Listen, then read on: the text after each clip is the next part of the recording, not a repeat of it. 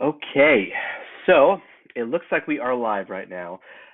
So thank you for joining. We are going to start. I'm going to get Maxwell and Jesse in here, and we're going to ask them some questions. We're going to hang out. We're going to have a good time.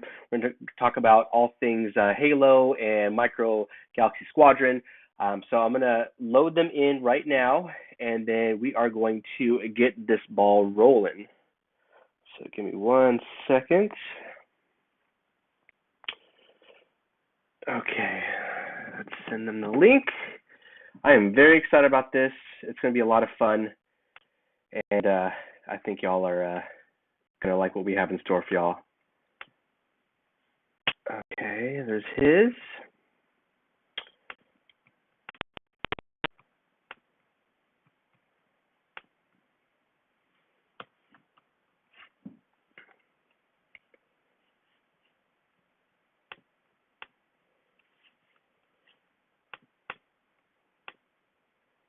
And there is Jesse's.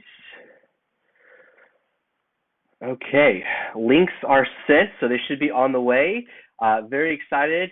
Thank y'all for joining. It's going to be a great time.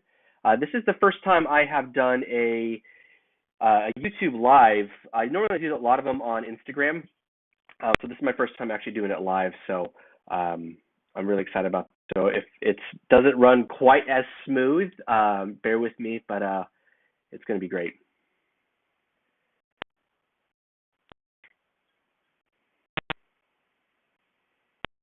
Okay. There we go. Sam in here. All right, looks like we got Maxwell. Let's see.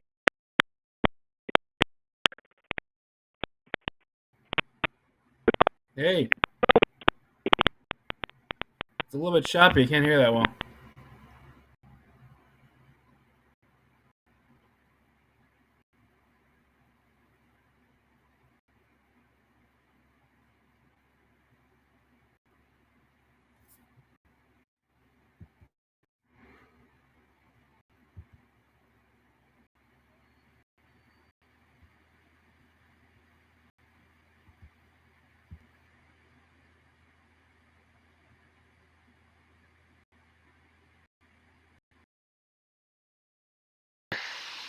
We were testing it out.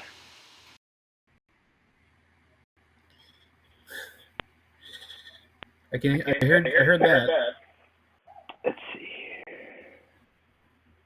Can you hear me okay? I can hear you, Jesse. Can you hear anybody?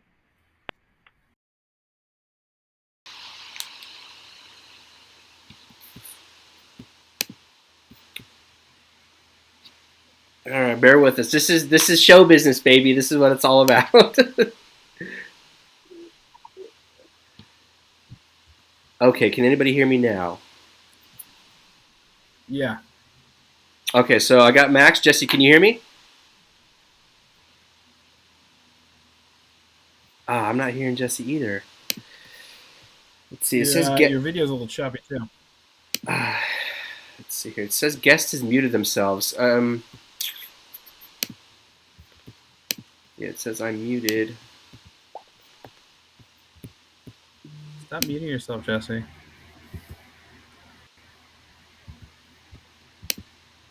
Okay.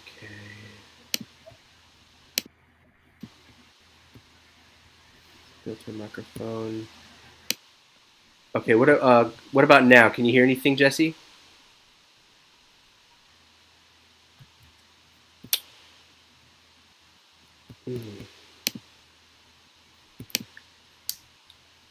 Dang, I'm still not getting them. Can you hear him at all, Max? No, not at all. No. Let's hear. Okay, let me have you re-sign in. Okay, I'm gonna end this and I'm gonna send it right back to you. Okay, Jesse.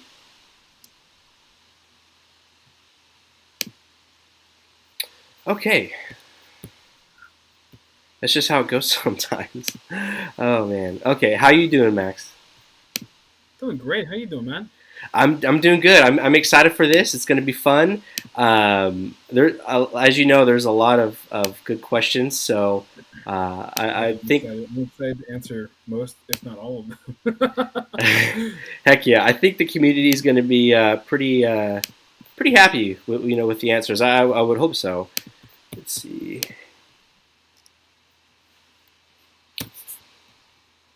Jesse. Thank you everybody who's watching for your patience. Okay, I sent that again to Jesse, so hopefully we can get that going.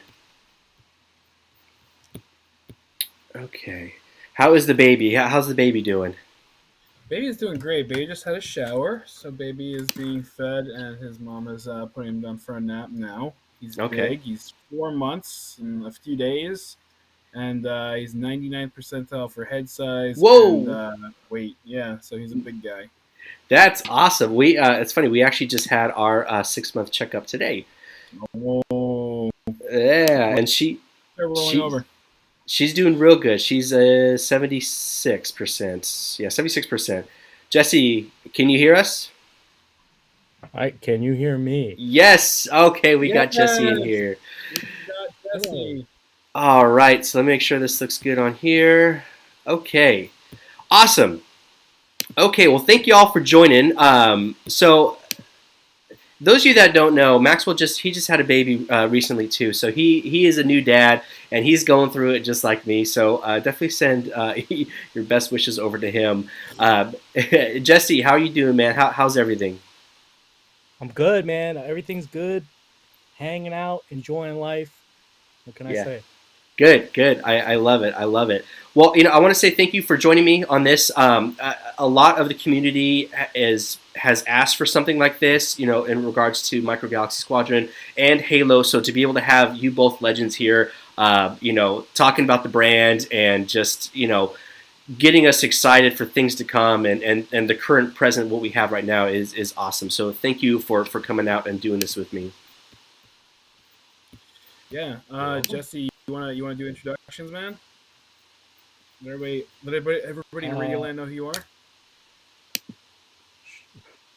sure. Yeah, I'm Jesse Hensley. I am the senior designer for all of the Halo product at Jazwares. At this point, I design pretty much everything. So 4-inch, 6-inch vehicles, whatever. I'm your guy. Love it. Love it. And I'm Maxwell Lux. I'm senior brand manager for Star Wars and Halo. I joined Halo, what, Jesse, like 6 months to 8 months ago. Let's call Oh, it a year. Let's call it a year. All right, let's call it a year. All right, cool. okay. So you haven't been on No, on Halo that long, then, right? not that long.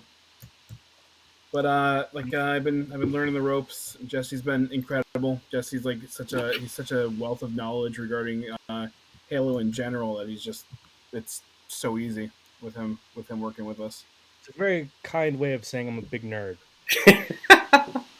Well, I think at the end of the day, we all are very big nerds, which is basically why we're here and supporting these franchises.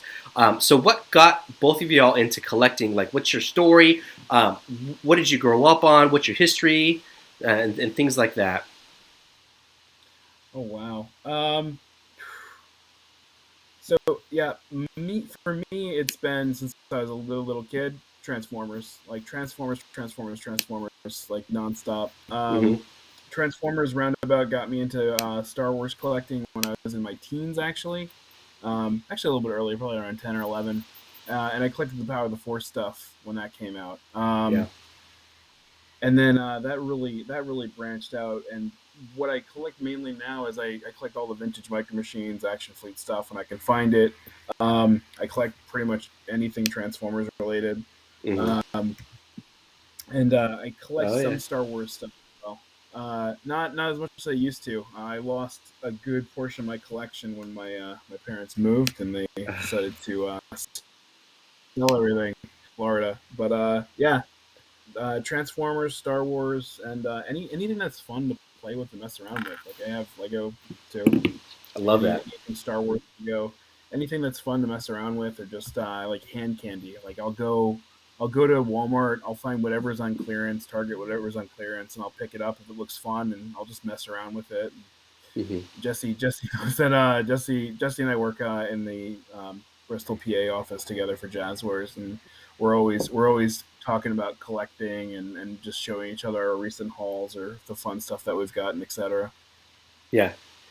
Now, I love that because you started a lot like me, and something that I can't really speak too much about is Transformers, but it is a brand that I really appreciate and love. It's so big and it's so early too. So anytime I hear you on your live videos and you talk about Transformers, I could just tell the passion behind that. But yeah, I've got pretty much everything from all the main lines for the past few years. And I collected the G1 stuff when I was a little kid. I was one of the few people who just glommed right onto Beast Wars when that came out. I had a few Generation 2 toys, including the ones that were made of gold plastic. That was cool. Um, and then I've just streamlined into everything I'll buy anything Transformers, and mainly it's because it's my God, it's turning into an ad for Transformers. Mainly because it's they're my buddy always calls them hand candy. Like it's just something my brain works better when I'm converting things back and forth from robot mode to vehicle mode, and it's something I also Absolutely. like about our Star Wars line too. Is there's so much to do with it. There's so Hmm. much to mess around with it. There's so many interesting things you can do and play with it. Hmm. But yeah, I mean anything Transformers. I don't know if you guys have seen the Beast Box stuff. No. Oh, these Nope. are really cool. So these are I met the designer at I think San Diego Comic Con. So they're a box, and they transform into like various animals, and the Oh transformations are wow. really fun and intuitive, and it's really really awesome. Like I've collected a few of them, not many, but they're really great. Like this guy's an ankylosaur, and while Jesse Oh. tells you about his journey into collecting, I'll turn him into his beast mode. I mean, I'm a child of the '90s through and through. So Right there like, with you. anything that's like old Nickelodeon related or commercials that were on old Nickelodeon or Cartoon Network, like I was into all that stuff. Big time into old school Legos back whenever that was like everything was like four inch or four stud wide cars and stuff. All that stuff's my jam. And Hot Wheels was a big one when I was a kid. And then like, I wasn't really I wouldn't ever say I was a collector until college whenever I like started studying like toy design and stuff like that. I wanted to have a lot of the classics and a lot of the like iconic toys of the past so I could like learn from them. Hmm. So that's when I started getting into like Masters of the Universe and vintage Thundercats and all the vintage stuff. And then that's just kind of ballooned from there. So Okay. Awesome. Man, I am definitely from the '90s as well, so I can definitely speak with you on that. And a lot of those we've talked a lot about, like oh, Legos and stuff like that. So that's great. That's great. so So you guys grew up in the '90s. What years were you collecting Lego?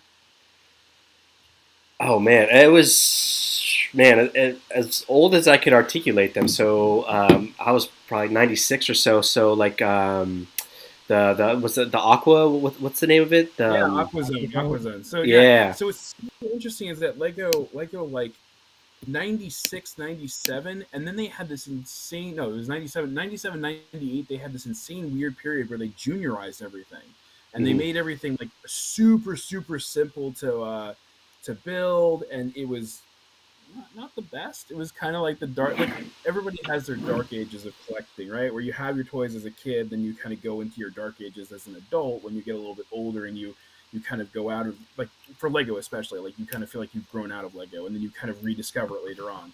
I Hmm. I never had dark ages, but if I did, it would definitely be of the town and city sets of like the late '90s, right before Star Wars really revolutionized everything.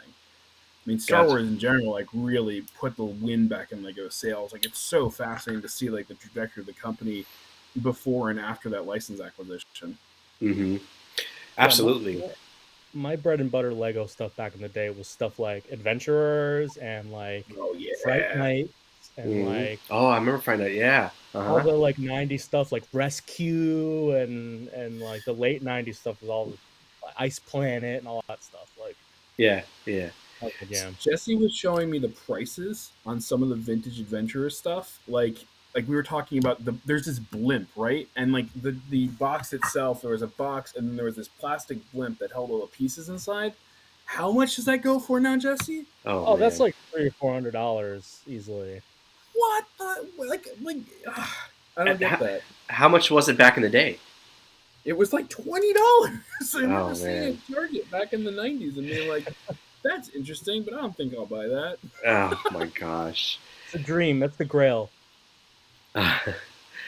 Well, I think we should get right into this. So we have a lot of questions. I'm going to direct this. We're gonna do some Micro Galaxy first, and we're going to jump into some Halo.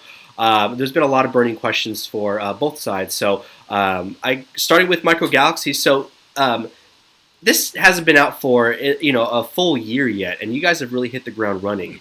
How do you go about selecting what vehicles that you want made first? So, I mean, we have a vast variety of different, from the different movies within, Series 1 and then Series 2. How do you go about selecting those? So, well, first off, here's the Ankylosaurus Let's see. that was a box a few moments ago. Like, Oh, yeah. Oh, yeah, that's cool. Yeah, like $25.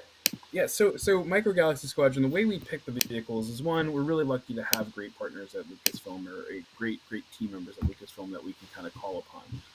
I'm a massive Star Wars nerd. I've been a Star Wars nerd for essentially forever.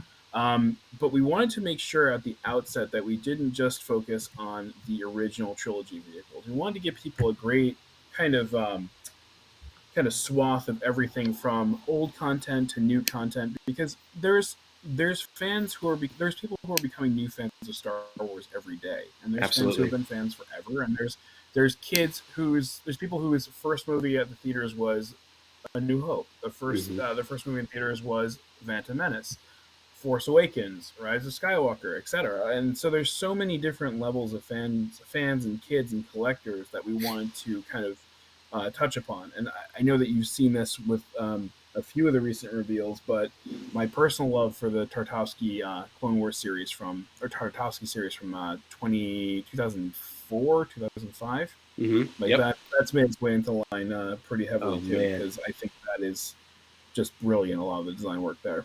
Like Asajj Ventress's Genevic Starfighter, like, nobody saw that one coming, but it had such a cool play feature, and it was such an interesting looking vehicle that really stood out from the pack that we wanted to make a statement even in Wave 1. And what's so awesome about that too is because you hit the ground running with that, and it's like prior to that, we would have probably never really seen that ship. Like there's not companies out there that are like, hey, we're gonna make this, like Sabine's TIE Fighter. It's like, when was the last time we were gonna see something like that, or in the future? So the fact that we have these obscure vehicles, I think is awesome, and it just blows my mind. So with that being said, how much of a part does Disney and Lucasfilm have in, hey, you can make this ship, you can't make this ship? How much do they have to say? Because I know a lot of franchises, they have their hand in there, and they can tell you what you can and cannot do. Well, it's guidance, really. It's really they know what's going to resonate with the consumer, because this is what they do every day, and this is what they live and breathe, same as us. They're fantastic about kind of guiding us and saying, you know what, maybe not this ship. This is what's coming out in terms of content anniversaries, so let's try to focus more on that. Or, hey, you know what? We've got a major anniversary for Return of the Jedi coming up, or a major anniversary for this. Like, let's definitely leverage that so we can have those key marketing beats, and we can be a part of that overall conversation that's going to be happening that year. And, as fans, we know these anniversaries are coming up, but it's also great for them to tell us what they plan to focus on, if there's any crazy upcoming new content, etc., that we really should be executing against. I'm trying to think. Like the Havok Marauder, for instance. Like, yes. Like, the coverage that we give to that, like the fandom really wants those vehicles, and so it's great for them to let us know what's coming up, if there's a new season of the Bad Batch, if something's coming up that's going to have that vehicle resonate more with consumers. It's very, very helpful. So it's really just guidance and letting us know what they think is going to work best, and they're fantastic. Awesome. I love to hear. I love to see the variety. I mean, again, everybody has been super into it. So, Jesse, I'm going to direct this to you. I want to get this question out of the way because I hear it, everybody else hears it. It's a big burning question. So, another success with Jazwares is obviously Halo, the world of Halo. So, as we know, Series 5 has hit Canada first, and it hasn't yet reached the States, except for the 2-pack, the Halo 3 Flood 2-pack with Chief.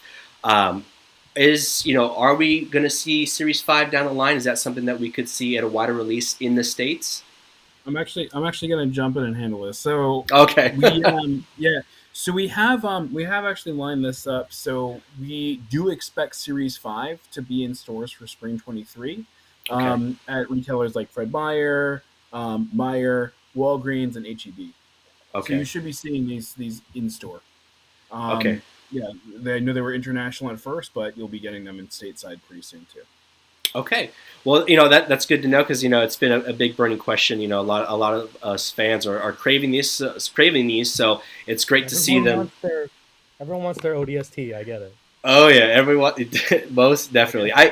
I've been fortunate enough to have some friends who live in Canada who've been gone out of the way multiple times to find these for me. I'm thankful that we should be seeing these down the line. Man, have them send you some ketchup flavored Pringles too, because those things are amazing. Ketchup flavored Pringles. I've never heard of those. Oh my god. Oh man, well that's the best thing about Canada is you go to the supermarket there and there's like 8,000 different like kind of bizarre like Pringles and chip flavors you've never heard of, and ketchup apparently is a really big flavor there. Wow. I gotta let my friend know that because I have some friends that are heavily into ketchup. Max is the king of random facts, so I hope you're ready. Oh, I love it. You are definitely a wealth of knowledge. Well, Jesse, I definitely have one for you. So the Spartan collection originally started with ergonomically better knees, and then they were changed. Will we see those be reverted back to Series 1 and 2 knees? Well, the reason that we changed them was due to a factory limitation at the time, which again, this was a long time ago. Like they changed between waves 2 and 3. And back then obviously the quality of everything has improved significantly since then. Mm-hmm. And so, yeah, we know the knees are an issue. Like we've heard all the comments, all 9 million, comments from everyone. So we're working on it. I would expect them to be resolved ASAP, put it that way. So Cool. They're not going to go back to the way they were because that still has problems inherent to it that makes it really hard to keep them tight. It was the main problem. Mm-hmm. So they're not going to go back to that way, but they will be different. Awesome. And I think that's so great that the team on all parties, at least that I've dealt with, are very receptive to, hey, these are things that are going on. We don't really particularly care for them. Is there a way we can modify it? And so far what I've seen is everybody's been like, let's see what we can do. Let's figure it out. Let's make it happen. Yeah, and I know it seems like it's been forever, right? But you got to remember that we're, it takes at the earliest like 12 months to implement a change into where we're seeing something on our side, and then that product that's revised actually makes it onto the shelf. Like 12 months would be the earliest at that. Maybe 10 months in an extreme rush. It just takes a lot of time. So. Right. Anytime there's an issue or anything other than like a quality issue is one thing, but like a change in a design or something that's going to require us to modify things that are already existing, that takes a significant amount of time. So. Right, because you've already produced the figures for so far in advance, and so to go back and change all those, that would be. Yeah, I mean we have the steel tool, right? The mold that you make the figures with. In order to modify it, you have to take it off of the production line, and then they literally cut the steel and change the steel to make it whatever we want. And the only time they can do that, they can't take the tool off until there are no more existing orders for them to produce, right? Right. Like it wouldn't make sense for them to take down the tool on a product that still needs to be made for Walmart or whatever. Like so they have unless to get it's like crazy like unless it's like a crazy quality control thing. Right, if it's an emergency, right, yeah. Gotcha.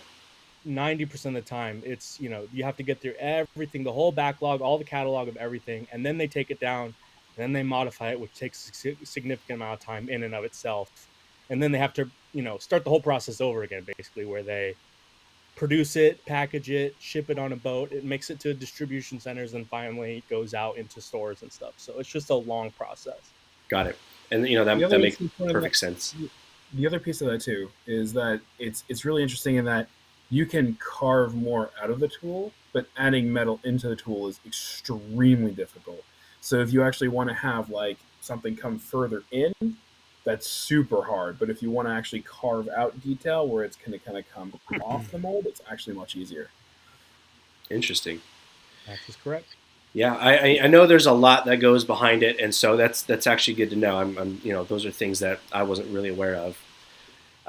But with the beauty of the Micro Galaxy Squadron, so you could build immensely at such a small scale. Yeah. Can we see like something like environmental packs, hangars and other things that you can add to create scenes, to these ships? Is that something that we can see down the line? That's something that we're looking into. Like, we also love the idea of building out the world and having Micro Galaxy Squadron be kind of like inclusive of, I wouldn't say play sets, but like ways where the vehicles can really interact, because we are really vehicle first, right? Like, Mhm. everything is focused on those vehicles. So a hangar makes a lot of sense. I think it's a really fun storage idea too, and a great display feature. Trying to think of how we would work that into the line. We're definitely looking into it though. Okay, good. And so, this kind of coincides with that question. Now, so we have our LLAT, gunship right here. Okay, it can hold, 8 solid clones in there. I have 7 in there right now as we speak. Can we see? You own, Adam?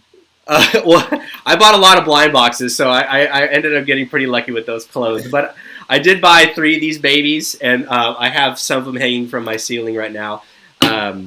But can we Thank see? you. Oh yeah, absolutely. I mean, I love that's seeing the Republic gunship. I mean, it blew my mind. I have some photography coming down the line. I think y'all are going to really enjoy. Um, but being able to fill those, can we see packs? Designated pack, trooper packs, droid packs, to be able to accommodate some of these vehicles and just have like an immense amount of just figures. Is that something that we can see down the line? I know I keep saying this, but like, it really, the thing is, we're vehicle first. The figures themselves are really accessories to the vehicles, and that really is at the heart of the line. Mm. What I will say is there is a Target exclusive coming for all you clone fans out there that's going to blow your minds. And that's really all I can say right now. But I Oh, really, really just want to talk about it ad nauseum. I know that Jesse has heard me talk about this thing like I've seen it. nonstop, but Yes, yeah, it's yeah, very oh so cool. man. you've seen it. Um, yeah, that'll be coming soon. And Adam, we did want to speak to you about potentially unveiling one of the exclusive items. Oh man, I got chills. I don't know if you can see it, but oh my gosh, that would be awesome. Oh my gosh, Yeah, I would be more than happy to do that. we're looking into it. We'll be in touch. I think it's a spring item, but like, yeah, Okay. we'll be in touch shortly to discuss it. Okay, so we still have some time before we could possibly see that, hitting, the shelves. Yeah, but what you're not going to see is you're not going to see like an army builder figure micro figure accessory pack, because really that's not what the line's about. The line's about the vehicles, and I'd Hmm. much rather get as many of the vehicles themselves out at retail before we look at figures. Like, I think Absolutely. that's a great way to collect the characters. Like, I don't think this is really a spoiler because you saw Hunter and you saw the Havoc Marauder, but Hmm. we're seeding those Bad Batch characters with their vehicles, so you can kind of have like a whole Bad Batch assault team once you've collected all of them. That includes vehicles because they are small. Right. And what's funny is too, because when I had reviewed the Millennium Falcon, there was a lot of comments like, why is Leia in there and not Luke? Why is Leia? And so which I began to think about. I was like, well, Leia doesn't really have a designated ship of her own. We don't see her really piloting anything besides like a speeder later down the line. But that's a completely different getup. So I would imagine that maybe somewhere down the line we would get Luke Skywalker in the speeder. That's how we get Luke Skywalker. Whereas we would probably never get Leia in her princess gown from A New Hope, which is why that y'all possibly added her in there, since we might be getting Luke down the line. Adam, are you a Marvel fan? I am, but I'm not as um, into it as I would say, like I am, like Star Wars and Halo and all that. Yeah, so Marvel has this thing called a no prize. Are you familiar with that? Mm-mm. All right, so back in the day, in like the '60s, Stan Lee would, if you essentially noted an error in continuity and then explained why that error wasn't actually an error, they would give you an empty envelope that just said "no prize" on it, and it was your way of being acknowledged that you would kind of like solve that continuity error. So thank you for that you win a no prize for essentially explaining why Obi-Wan and Leia are in the same pack, even though they're not with the Millennium Falcon, or they're not in Millennium Falcon at any given time together. Right. We did correct that, of course, with the Walmart exclusive Escape the Death Star box set. But yeah. Well, So thank you for. it was the best thing I could think of, and I was just like, yeah, we're probably gonna get Luke Speeder, and we're gonna do all this. I was like, this is perfect, like this is brilliant. So I'll take my no prize consolation any day. You're thinking like a brand manager. I love it. Well, now since we're talking about vehicles, Jesse, this is directed to you. So the world of Halo has really implemented a lot of vehicles. The fans really want these larger scaled ones. We want the Scarab, and we want the Scorpion, the Wraith. Is that something that we could possibly look forward to in the future, is seeing these larger scale vehicles? I'll say never, but just know that like the larger you go, the more of a hurdle there is, because the costs of development of something of that scale are increased substantially. So, we would have to have very substantial, support from a retailer or something like that to justify a really big item. Not to say that it's not going to happen, or not, that it couldn't happen, but Mm-hmm. it's going to be tough. Yeah, I mean, you also know, Adam, that the retail landscape has really changed post Toys R Us, right? So, like, you used to have a store that was completely dedicated to just toys, and now you have various other outlets, etc., which is why you see larger vehicles, etc., going kind of direct to consumer. I apologize, I'm near a train station. Going direct to consumer, or being part of these crowdfunded events, etc. Uh-huh. So, yeah, I mean, Scorpion Tank, love to do that. Yeah. But again, the tooling bill on that thing would require significant support at retail, and we're definitely building toward that. So, yeah, never say never, as Jesse said. Okay. Cool. Even if it couldn't work at a retailer, with something like a possible con exclusive, as double-edged swords as those can be, could that be an extra avenue, to get a product out there that we might not ever see at a retailer? So I'll do the business minded one. So the answer as a fan would be, oh my god, like you mentioned, exclusive makes perfect sense. So the cost of a steel tool that you would need to make something like the Scorpion tank and make it Mm. cool, right? Like I Right. could make Jesse, I'm sure we could make a Scorpion tank that's literally just blow molded plastic that has no treads and fits a figure inside, Yeah, and it would the think tooling like bill would be plastic rather army low. men.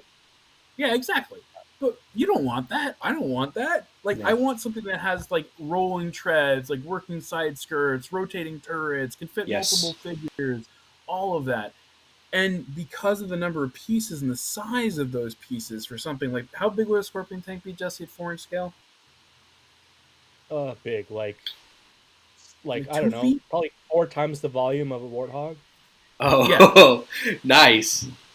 And so the steel and cutting that and all of that, it's very expensive. And so that's why you need those numbers. So if I brought this to Comic Con, how many units would I be able to sell?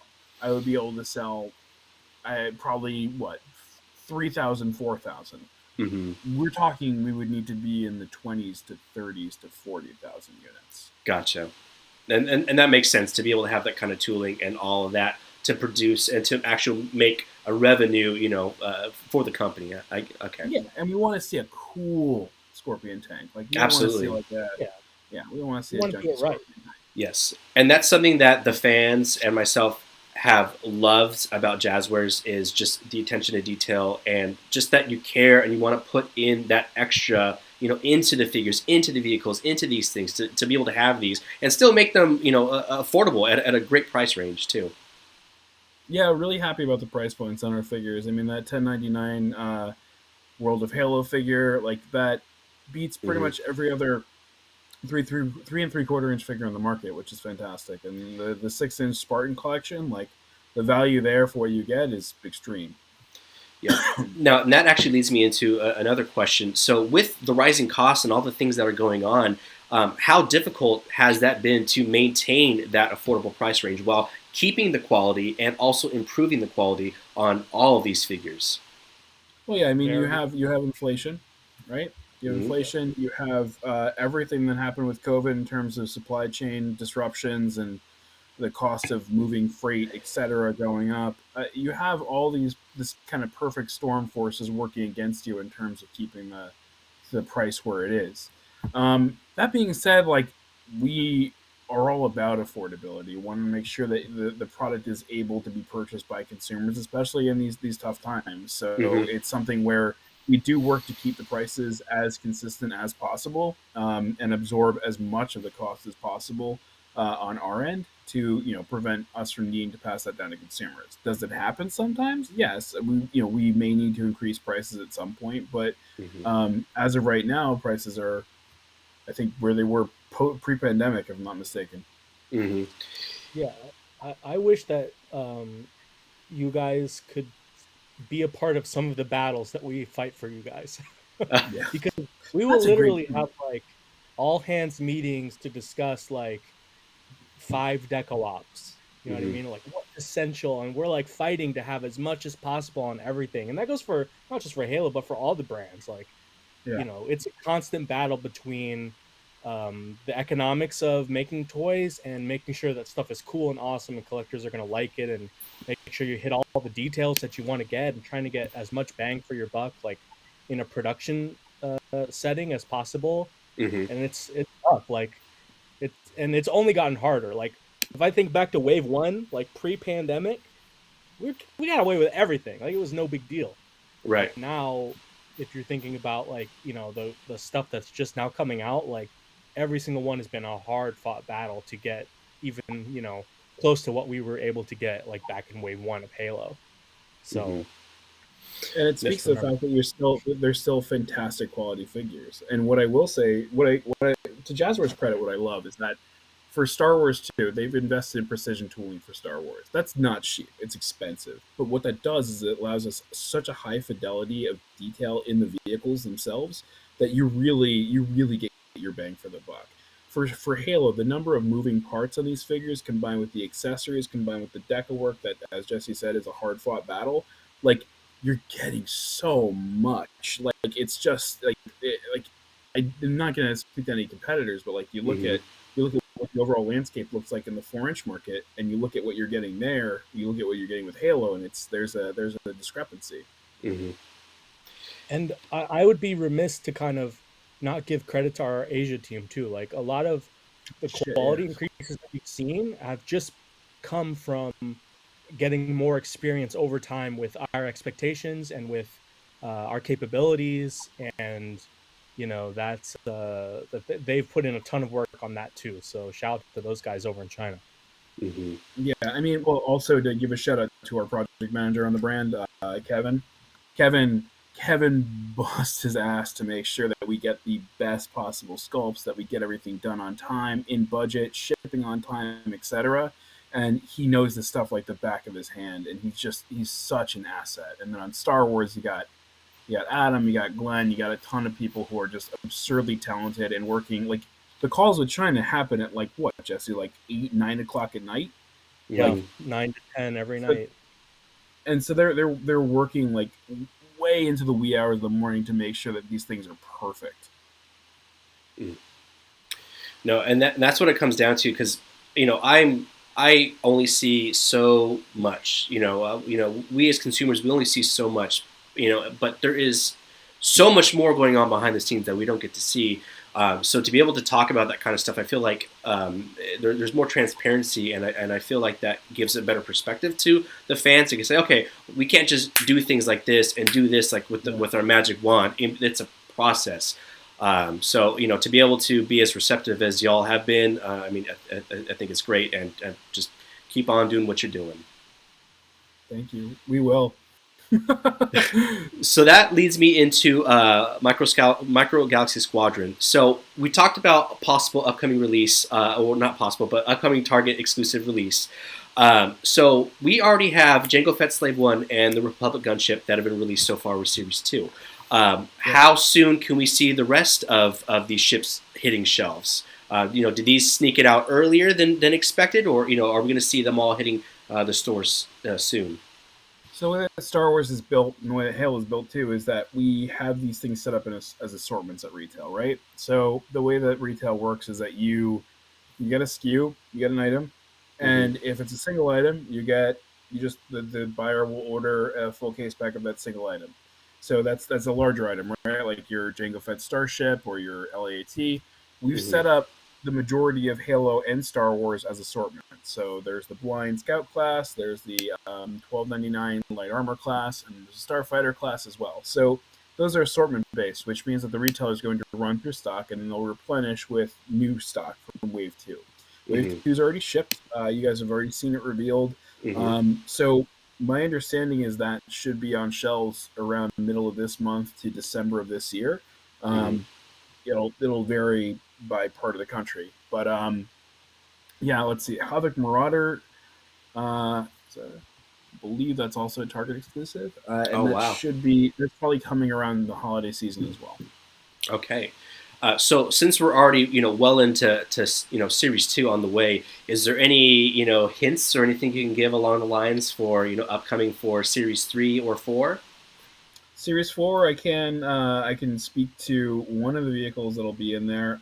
You might have noticed that, you might notice that there were four vehicles revealed for Wave 2 of the Light Armor class Wave 2. Yes, yeah. As opposed to 5, which is the cadence that we've set. So there's one common class vehicle that's missing there that was originally, I think, revealed at Comic-Con, which is the Droid Starfighter. Okay. So the Droid Starfighter is coming in Wave 4.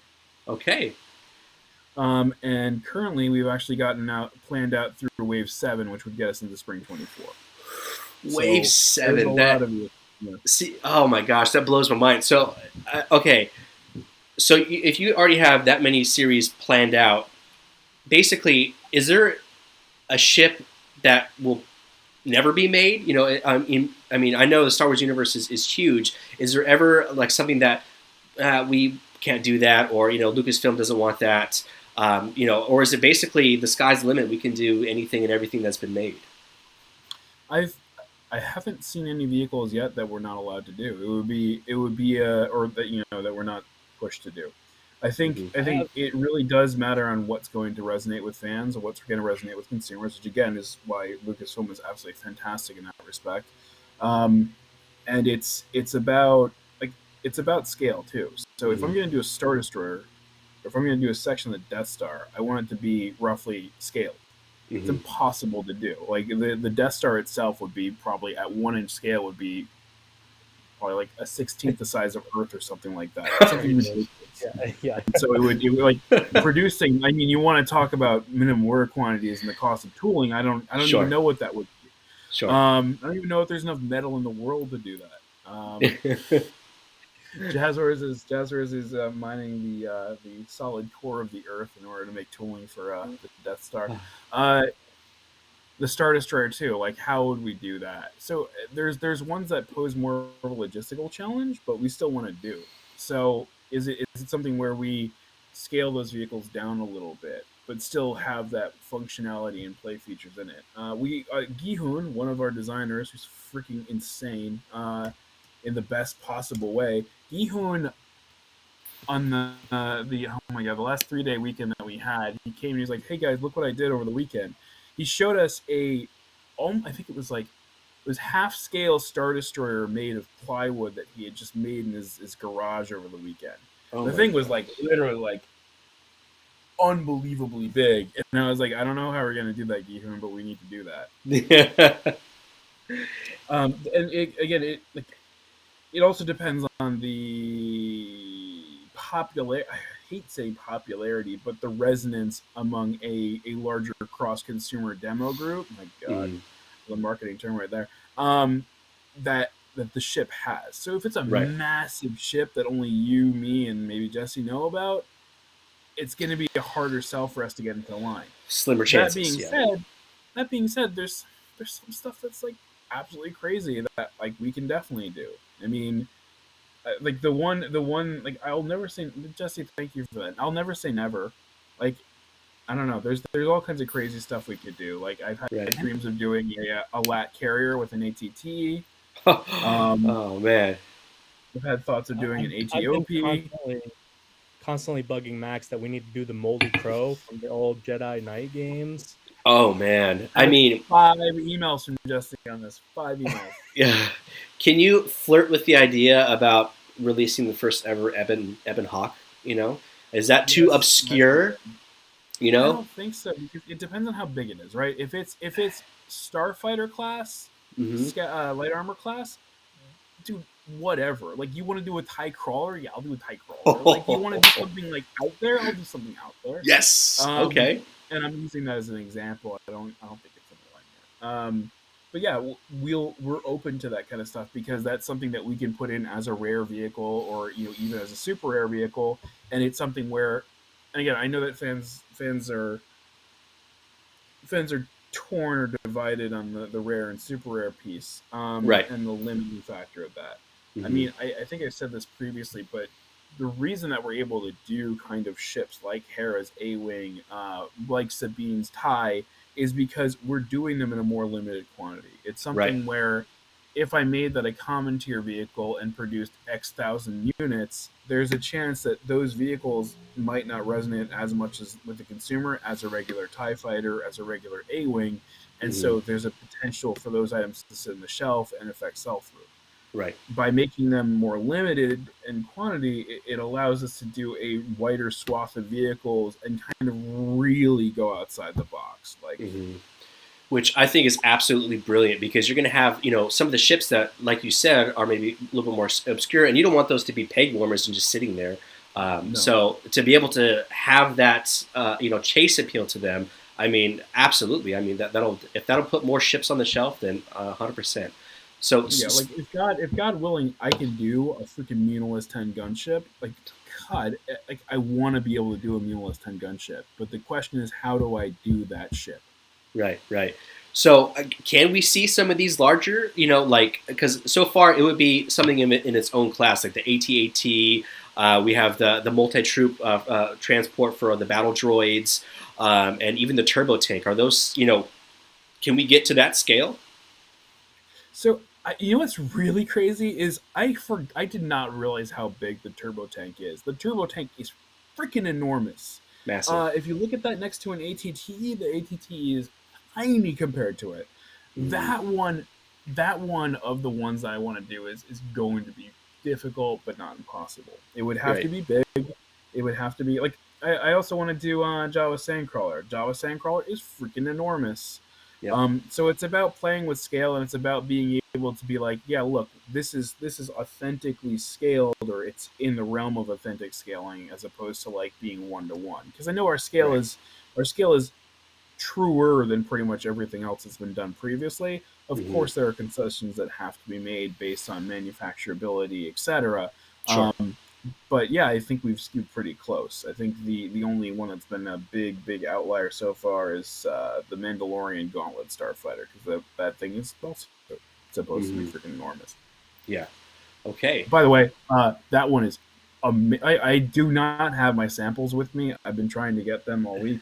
But yeah, the features on that Mandalorian Starfighter, the team got it so that the wings pivot every way that you want them to. Like the wings go up, the wings go forward. The entire thing rotates with this glorious clicking mechanism too. It's got landing struts that come down. It's great. Oh, I love it, and this is so great because the passion that y'all have spoken, between the toys. I love it. We need more people like that.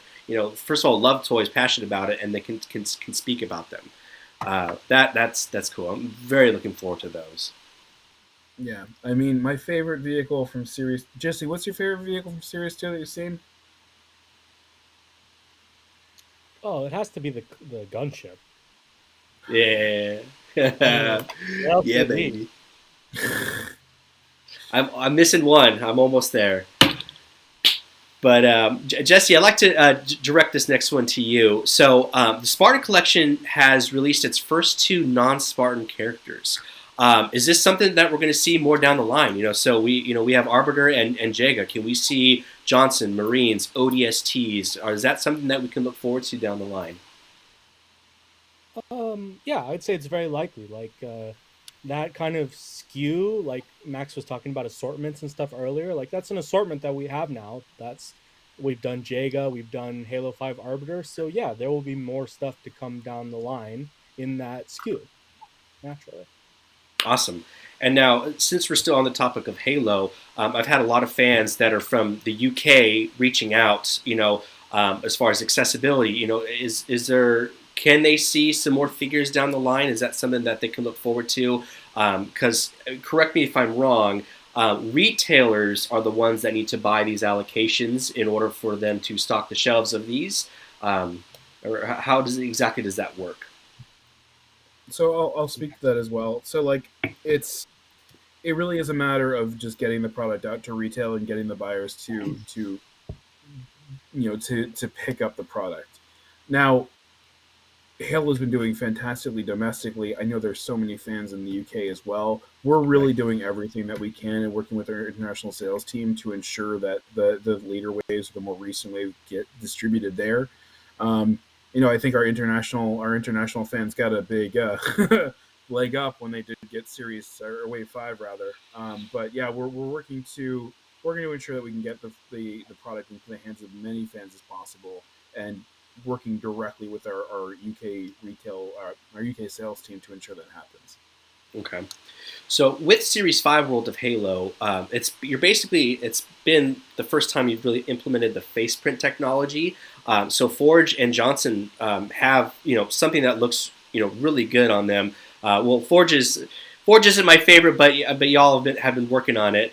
Is that something that we can see, moving forward? So some of these other characters that are unmasked, so like Nathan Fillion head sculpt, a face print like that. Can we see characters down the line that are going to have more of that face print technology? Yeah, I mean, we want to bring our product in line with what the rest of the industry is doing. So if you look at Star Wars figures or even wrestling figures, they all have that it's called DIJ face printing technology. So naturally, we want our product to be, on the same par as them, if not better. So, Mm-hmm. yeah, we're doing what we can. It's a more intensive process, but it has its benefits. But Mm-hmm. obviously, like, it's challenging too. Like, sometimes it's better than others. And anytime you're learning, especially as a company, like learning to do a new process, you're gonna have some ups and downs. Like I'm sure if you go back and look at some of these other companies' first attempts, like they weren't always amazing either. So we're doing Mm-hmm. what we can, but we have deadlines and all that stuff too, and sometimes you just run out of time. Mm-hmm. um so yeah, we want to implement it. We want to get it on the 6-inch figures whenever there's a use case that has an appropriate head. That would be cool. Mm-hmm. But also, like, if a character has a simpler face, we'll just go with a simpler deco. So it just depends, So you mentioned a good point about since where you started. So since the beginning, the Halo figures from both lines have improved immensely. How difficult has it been to achieve that kind of quality? It's been hard. Like it was even like just talking to the face printing specifically, like our factory had to go and purchase the machine to do that. Like that's not something they had the capability to do. So Mm-hmm. they were learning how to do it also. Like it's a learning process for everyone. So, Mm-hmm. it's an investment in the future of our product. And we're trying to do what we can to obviously improve as much as we can, but it's a constant battle, and it's ultimately it's a lot of unpleasant conversations about, hey, this isn't meeting our standards, we want to improve it. So by the Mm-hmm. time it actually comes out, it's awesome. So it's a lot of hard work. I mean, there's just no way around it. Absolutely. So with Micro Galaxy Squadron, it's been obviously a massive success. Everybody loves it. Everybody loves the little figures. Can we see other franchises that Jazwares have in a micro scale? You got Pokemon. You already have Micro Machines, but and even Halo. Could we see the same type of style laid out with these other franchises? I mean, we'd love to. It all like the line Micro Galaxy Squadron has just started. That's gonna be our focus right now, but we're always looking towards the future about new properties and new things to kind of incorporate into a microverse. Mm-hmm. Okay. And now with the stands of Micro Galaxy, some ships have them, some ships don't have them. And what decision making does it go to where you're like, okay, we're going to put a stand with this ship, or we're not going to put a stand with this ship? And can we see stands in the future with the upcoming releases, like more of them? So one of the things that we did kind of test out with the oh my god, what's it called? The Evasive Action box set for Walmart is having those adjustable display stands. Mm-hmm. The kind of rule at first was any vehicle that can't stand on its own, for whatever reason, gets a display stand. Both at Starship can of course be can be oh my god Horizontal, kind of vertical thrusters. Yeah, it can be. You can sit horizontally on your desk. The speeders themselves, because of how small they are, we wanted to definitely incorporate that display stand. That I'm sure people have noticed. This also doubles as a. Do I have one? Yes, I have one. I have my one chase that I have. Yeah, but I mean, there's a little peg here, and we incorporated. This isn't even production actually. We incorporate that kind of little play feature so you can whiz and zoom it back and forth. So yeah, that's why that comes with that display stand, because it also there's a play functionality to it as well. But in terms of which vehicles get display stands, that's something that I'm looking forward to doing further in the future. I'm not sure how exactly we're going to be able to do that. I'm looking at some potential exclusive items that could have them packed with stands. But again, that's a little further down the line. Okay. So with, it almost seems like it's been too easy for y'all. I think my sound is lagging for a little bit, but it seems like it's been almost too easy. What kind of challenges have y'all faced that have been like, okay, this is kind of not what we expected? Has there been a lot of those? Because I mean, right now it just seems like y'all have just been going and you're not letting up at all. Well, I'm happy that we make it look easy. It's a challenge. It's something where this line, my God, it's 2022. Yeah, let me check the date in the initial Star Wars pitch deck.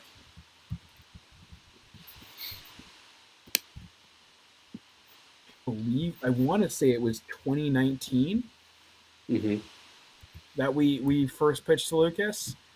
And if you think at 2019, we're now in 2022, and that's no, it was after 2020, so it has to be 2020. So it's taken like about a year and a half to get the product completed into market. Wow. It's about scaling the vehicles, working in the action features, getting the assets, and finding a way to make the assets moldable. Investing in precision tooling, determining 100% the scale, figuring out what kind of deco we can get at this scale, which is why you actually see between Series 1 and 2, you will see variances in terms of what kind of deco is achievable. If you look at Jango Fett, for instance, right, his visor is painted on. Boba Fett's visor is not painted on. Neither is the Mandalorian. We figured out while we were working on the line how to actually execute against that, from like the craziness of like how small these things are and how difficult it is to manufacture stuff that's that small. You look at people like, oh well, Micro Machines did it, Action Fleet did it. All of that's hand painted. Right. All of that's hand painted, and the variance between each sample is so incredibly high. In order to manufacture this from a machine perspective, we were literally working with cutting edge technology to make this happen. Jesse was talking about meetings and battles and whatnot. We had like 3 weeks of meetings to try to figure out how to get Boba Fett's face paint or Boba Fett's visor painted on his helmet. Before we determined that it was currently impossible. And then only when we were developing Jango Fett Starship did we actually figure out how to get it done. Yeah. And that figure looks amazing. I don't know if you saw my unboxing, but I couldn't speak highly enough about that figure, how well, and just, it's crazy the amount of detail those little figures have, and those customizers out there that are just doing all these, paint applications. It blows my mind because you really get to see how much there is sculpting on this little, baby figure. It's insane. Because Lucas and our incredibly talented design team, I got Dion, Gi-hoon, Ty, who was with us from the beginning, Tyrone, who helped originate the line, who has been like an absolute giant in the toy industry. He sculpted the villains from Centurions. Do you remember Centurions? I don't know if I've ever seen it. No. He pitched the idea of doing a large vehicle sequence for The Lost World to Steven Spielberg, and that's why it's in the movie. Like, the guy's a living legend. He worked on the line from the beginning. Like, it's the talent in the design team that we have is just completely unparalleled. But like, Lucas has pushed us to get that detailing, and our digital sculpts are incredible, and you can actually see it thanks to the precision tooling how incredibly detailed these things are. Right. And yeah, absolutely. And it's just, I feel like it's only going to get better, because where you started with Boba Fett, and then, you figured out how to get it done with Django, and it's just going to keep getting better and better. Just like with anything that y'all have been doing, or anybody does, you're not going to be perfect at it at first, but, the longer you do it, the better it's going to become. I tell you, man, when I held that Millennium Falcon for the first time, it was absolutely. I did it during a sales conference, and I just picked it up, and it was the first working sample we had, and I was like, my God, this thing's unbelievable. And our follow-up to the Millennium Falcon in fall 2023 is going to be even freaking cooler. Oh my gosh! All right, I'm excited. So, like the Micros Galaxy Squadron, y'all have a lot to offer, and you're going to keep doing that. Same thing with Halo. World of Halo has a lot to offer as well. Are we going to be seeing like any objective style packs down the line? So you have Capture the Flag, Oddball. Can we see some of those packs that have those exclusive items and pieces in them? I mean, it's a good idea. We'll just have to wait and see. No, Jesse. Thank you. That was a perfect response, Jesse. Oh man! So anything could be possible then, is what you're saying? Yeah, I mean, if it's in Halo, it's game for a product. Okay. Now, does 343 have a big say in what can be made and can't be made? Are they like, no, you're going to only do Infinite for this entire wave, or we only want this? Well, it's not really that way. Like, they're an amazing partner. Like, they're very collaborative, but they're also very invested in their own brand, right? Mm-hmm. They're not coming to us and saying that, hey, you have to push Infinite content for X amount of waves. They're not doing that. They look for that type of strategy from us, from Max. But what they do have a lot of control over is what characters get released, and that type of stuff. And they want to make sure that each product line or wave is telling a story within, like the season, like, all of year one. Like, if you think back to the Spartan collection, we did all of Noble Team one figure at a time, right? Mm-hmm. Yes. That's the kind of stuff that they help us with. But, they have a huge say in what we do, but it's a collaborative effort. It's not like they're dictating to us, yes, no, yes, no. It's collaborative. We come to them with our ideas, and then they vet them and they say, hey, actually, this is happening, or that's happening, or season 2 of the TV show, or whatever, I don't know what it would be, but and that's the kind of stuff that they help us, but we have to, present our ideas to them first. So that's kind of how like it goes. Jesse said, it's based on collaboration, and it's also based on the storytelling that they feel is going to resonate most with the consumer. And Jesse and them just get along like a house on fire, and they always have really good conversations that allow us to produce or allow us to develop the best possible slate of characters. Right. And cliche as it sounds. No, I love that term, house on fire. That's brilliant. So you were talking about Noble Team, the way they released it. It looks like we are getting beginning to receive Noble Team in the world of Halo. How soon do you think we can fill that in that entire team out? Well, it's going to be a similar type of thing, like, we're going to release some a little bit at a time. Like, I think it was always a safe bet that Noble Team would come out in 4-inch scale at some point, but we don't want to have them out at the same time, because then, we don't have as much variety on the shelf, right? Like, Right. So, it's a safe bet to say that they'll come down the road at some point, and it'll probably be similarly handled. But, we'll just have to wait and see kind of how it ends up shaking out. Okay. My last little question that's similar on the topic is, Halo Infinite has, they've introduced us to a lot of different Spartan armors and attachments. One big question I've been getting was the cat ears. Is that something that we could possibly see on a Spartan, maybe a Spartan pack where you can interchange the head or something like that, whether it's Spartan Collection or World of Halo, to get the little cat ears? Yeah, I mean, the cat ears are definitely a hot button topic. Should I just reiterate? That's a great idea. We'll just have to wait and see. But I think when you think about cat ears specifically, like, it is kind of a niche thing, right? Right. And so you have to just find an opportunity that makes sense to do something like that. And also, like I said before, you have to remember our timelines. And something to consider is, whenever something's really popular in the game, that's happening now. But if we wanted to make a product on it, that's going to be 18 months down the road. So it's like, will it be relevant down the road? Right. So. And that makes perfect sense, because everything is basically timing, and a lot of the stuff, especially if since you are going to be doing Micro Galaxy Squadron for the next few Star Wars series that are coming out, they're going to probably pitch some things to you, and you have to have that ahead of time to be able to release it when the show airs, because otherwise it's not going to be relevant, like you said. Like, if you're going to release Mando, figures, and the series has been, done for a long time. It's like, well, I would have liked this like 2 years ago, So I mean, that makes perfect sense. So our goal is always to be day and date with content, but that's a very high challenge.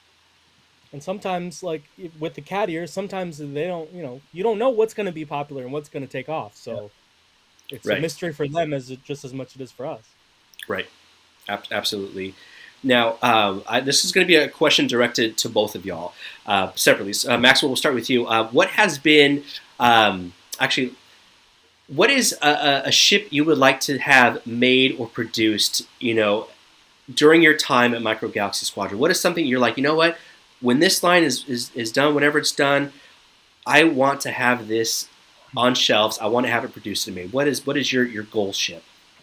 It's already been done. It's Spring 23. I can't tell you what it is. But oh,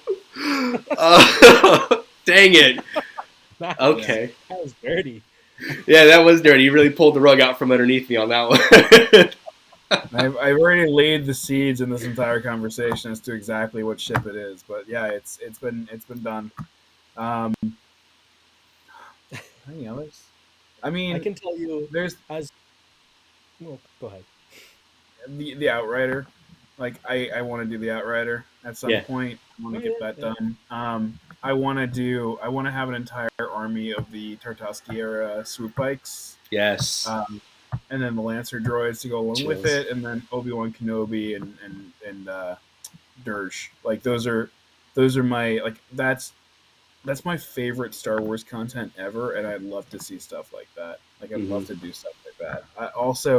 I feel the line will have been completed once we've done the entire mod biker gang from the Book of Boba Fett. Oh my! All of them have been released. Then the line will have every single Star Wars course. Yeah. At that point, you're kind of just scraping from the bottom of the barrel, right? With the biker Series gang. 7, all mods, all the time. Oh man.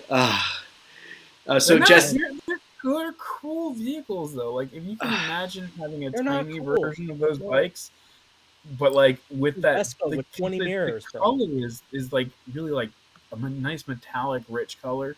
But yeah. Well, I'm going to focus on what we have going on right now, not those bikes, because that wasn't my favorite scene, but it is what it is. It's in the Star Wars franchise now, so. But I can tell you, having almost zero knowledge of what they have planned over there or anything like that. Just as a Star Wars fan, I want one of those wheelie droid things from the Clone Wars. Oh, You know, the big ones with the big wheels. Yeah, shoot yeah. missiles. Uh-huh. I don't Oh, know. yes. What are you talking about? The ones that have like the really big wheels. It's in. You see it when they're on. I think they're on Kashyyyk, right? They're like on the ground and they drive with these really big hoop wheels and they shoot missiles and everything. I don't know. Yeah. Oh, the Hailfires. Hailfire droids, right? I don't know. I don't know the name of it. I just know what he's talking about. Yeah. Maybe somebody in the chat will bring it down. The big hoop wheels and they shoot the missiles. Mm-hmm. Yeah. Yeah, it's a Hailfire droid. Yeah, Hailfire droid. Okay, yep. Mm-hmm. Yeah, Sam just said Hailfire droid. Love that vehicle, and the engineering on that thing is so freaking complicated because of how those wheels work.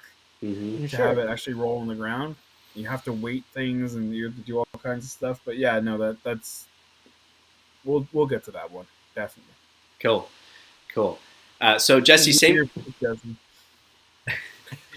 same question for you, Jesse. What is, before Halo is run its course, what is something you're like, man, if I can get this done, I would feel this is my goal. This is my big accomplishment.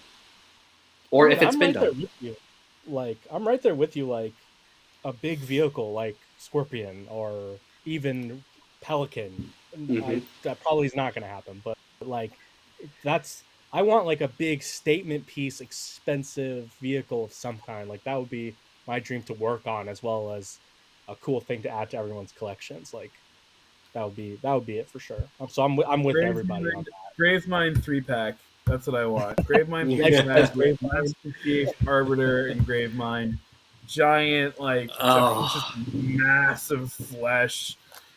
And then there's like a lever or something in the back that you press, and it opens its mouth and does that thing. Yeah. And then it comes with my goal for the line, and Jesse makes fun of me all the time for this, is to have multiple flood come with every single character, and it just says includes Floody Buddies on the Floody Buddies.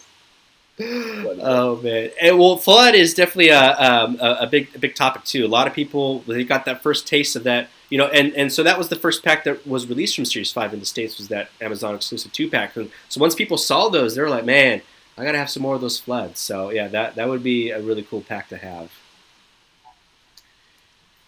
Yeah, we were talking about maybe one of the things that we were kicking around is doing just a character where you can remove parts of it and replace it with flood infected parts, and how cool that would look.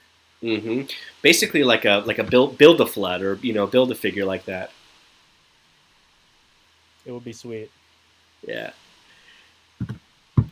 Now, is there anything that you can give us an exclusive hint or first look at or glance to this fine YouTube group that have joined us for any upcoming releases? How many people are viewing? We're at 23 right now. 23 folks, and the comments have been firing off big time. All right. Yeah, cool. I'll do a reveal. Give me a second. Let me pull up my line plan. Oh, snap. We can't reveal anything for Halo, but I can definitely hint at stuff for Star Wars. Hey, it will take any reveal. We'll take anything, I'm sure. We'll take anything? Oh, wow. Yeah. Almost anything. All right. So we've done the Wave 2, right? For Wave 2 is going to reveal Star Wars. Yeah. I'll go with something for spring. What? I said you're evil. Am I muted? What? You're dragging it out. You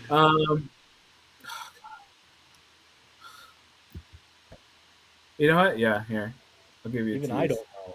So a chase from Wave. Jeez, I don't even know if this thing's done yet, but I'm on pins and needles right now. Wave 5.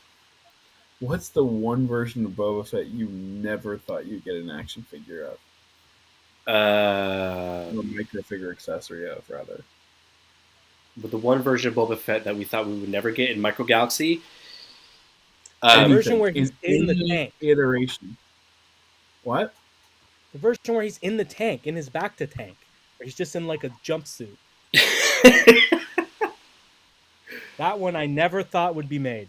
What about the holiday special where he's riding? Was he riding some beast or something like that? Is that even a thing? Like, you got a 6-inch version on the shelf behind you. Of course, it's been done before. Jesse, I thought you meant in Micro. Okay. Jesse comes out of nowhere with possibly the correct response. Look, I mean, you wanted something I didn't think would be made. So I want Boba Fett in his robe, in his smoking robe. So okay, yeah. So back to tank, Boba Fett. Not back to tank, because back to tank's not really a vehicle, but flight suit Boba Fett. Oh, flight suit Boba Fett. I don't even know. What there's that very meme-worthy moment where he goes like, he's showing them how to ride the speeder bike. Oh, when he's oh yes. Is it a bantha? No, it's not a bantha. Oh, but hey, it's like the bantha. Okay, all right. Well, hey, I'll take that. If that's something that we haven't had before, then I'll take that. I mean, it could be the right answer. It could not. I'm not telling that, but okay, it's a good guess. Okay, all right. I do need to jump because my wife and son need to sleep, and I'm currently in our humble abode. No worries. But I think this is actually a really good place to end. We've been at an hour and 16 minutes. So is there anything else that y'all want to close out with? Anything else you'd like to tell the fans while they're here? Just that Jesse's a hardworking genius, and he's a fantastic designer, and I'm very lucky to work with him. That's it. Gee, thanks. I can say the same thing for Max, but for the fans, like, we appreciate you. We know sometimes it's hard, so we appreciate you guys sticking around and doing the hunt and chasing and all that stuff. Like, we're doing our best over here to make sure it's worth it for you guys. So thanks so much. And thank you for collecting both lines. Like, these are all labors of love, and the fact that they're resonating so well with so many fans really shows that we've struck a chord with community, and that's the most rewarding possible thing that we can do. Absolutely. And like I had mentioned I had said this to you earlier off camera, but Jazwares just happens to make awesome franchises that I grew up on. So we have Pokemon, Halo, Star Wars, Micro Machines, and if y'all had Jurassic, it would be pretty much all over for me, honestly. So it's just been it's been awesome to be able to have those kinds of things. Thank you, man. We appreciate it. Yeah. But that is it. Thank you guys for joining this live with me. I appreciate you taking time out of your day to do this and to hang out with the fans, hang out with us, answer some questions. So that is it. I'm going to end the live. Thank you guys. I will see y'all on Instagram. And that is it. Thank you, everybody, for joining. Appreciate it. Appreciate all the comments, feedback. And I will see y'all in the next video. Peace out, man. Thank you so much for having us. See ya.